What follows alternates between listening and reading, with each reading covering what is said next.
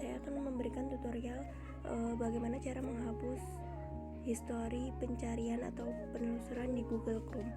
Langsung aja ke tutorialnya. Pertama-tama kita masuk ke Google atau ke Chrome, lalu kita klik pojok kanan atas titik 3. Nah, di situ ada tulisan histori, kita klik. Setelah itu, kalau kita ngapusnya satu-satu itu kita tinggal klik silang aja, tapi itu akan memakan waktu banyak, maka yang harus kita lakukan itu kita klik hapus data penjelajahan. Setelah itu kita setting rentang waktunya, kita pilih semua.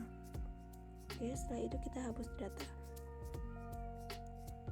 kita klik hapus.